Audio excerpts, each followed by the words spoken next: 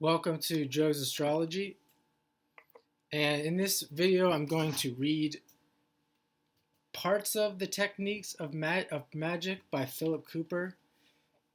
This book is very hard to find. If you look at on Amazon right now, I think it's paperback is available for $150. This is the hardcover that I have here, and it is signed by Mr. Phillip Cooper.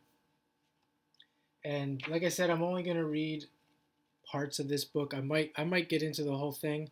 I'm going to break it up in chapters, and I want to focus on the astrology part. So I'm going to start here with the introduction.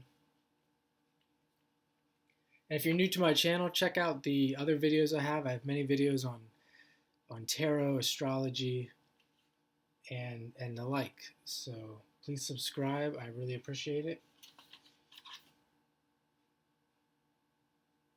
Contents. Chapter 1, Clearing the Way.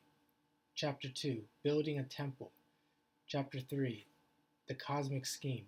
Chapter 4, The Secret Temple of the Mind. Chapter 5, The Gateways of Reality. Chapter 6, The Sun. Chapter 7, The Moon. Then it goes Mercury, Venus, Mars, Jupiter, Saturn.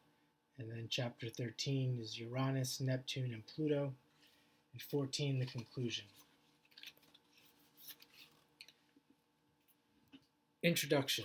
Modern occultism is a shambles of superstition, muddled thinking, and unfounded beliefs. Corrupted by self-styled masters, pretentious initiates, and the inevitable con men who take full advantage of people's uncertainties and fears. In this maze of mediocrity, it is easy to become confused or to accept ideas which are not in keeping with one's best interests. It is easy to waste valuable time on unworkable schemes and throw away hard-earned money on instant magic and guaranteed items.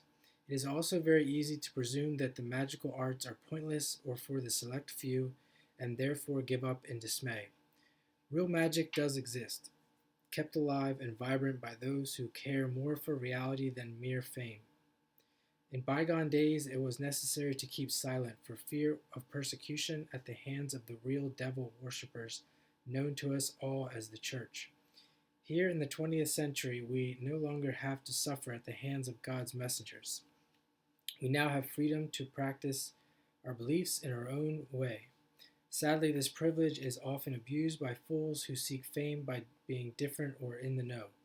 It is equally sad that anyone can set himself up as an expert or informed leader, drawing on his vast know-how, which has inevitably been stolen from someone else. The frauds come in many disguises, but are easily spotted by their complete lack of originality and their ineffectiveness when called upon to prove themselves or account for their source of dubious knowledge. The answer to the dilemma is to seek the advice of those who are prepared to teach realistic techniques and who not only are genuinely concerned about the chaos caused by idiots, but also are interested in putting the student on the right path towards his inherent power. Before this can be done, you, the student, have to decide where your interests lie. There are two paths.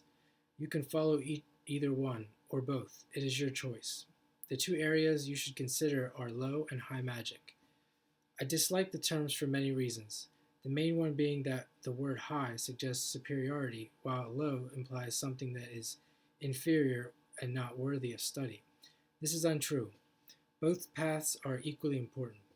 The path of practical magic equates to so-called low magic and is primarily concerned with the use of magical techniques to obtain solid physical results, whatever these may be.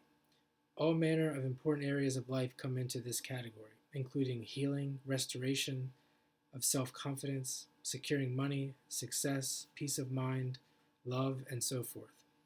There is a mistaken idea that it is wrong to want material things, such as money and success. Ideas like this are stupid.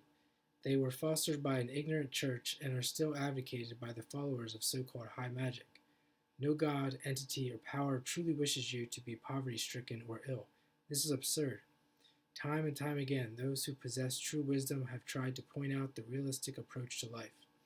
The statements, "If thou canst believe, all things are possible," Mark chapter 9, verse 23. Or, whatsoever things you desire, believe that you receive them, and you shall have them. Mark chapter 11, verse 24. Are only two of the many truths uttered by just one teacher of wisdom. The Christ was a practical man. Sadly, the church missed the point. In modern times, great men have shown what can be done when unrealistic thinking is thrown away. Ford did not believe in poverty or failure. Neither did Einstein or Edison. These people drew on that higher power to solve life's problems and succeeded. If you think that these people were special, you would be wrong, and they would be the first to repudiate this. Perhaps they knew nothing of occultism.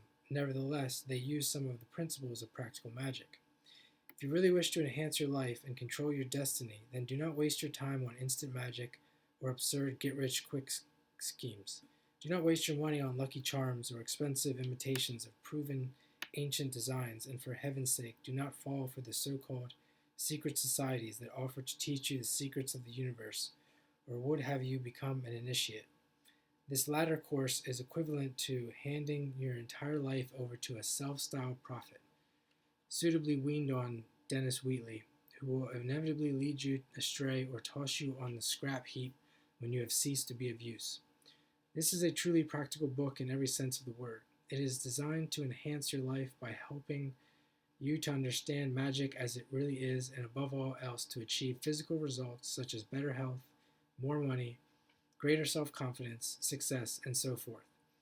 This book teaches you how and why magic works in an easy-to-understand way, free from confusion, superstition, ridiculous ideas, and the outmoded thinking that belongs to the Dark Ages.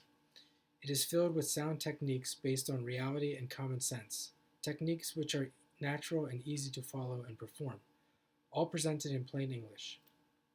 If you have tried the grimoires and instant magic books only to fail miserably, as most do, or perhaps spent a small fortune on books which do not make sense, you could be excused for presuming that magic doesn't work.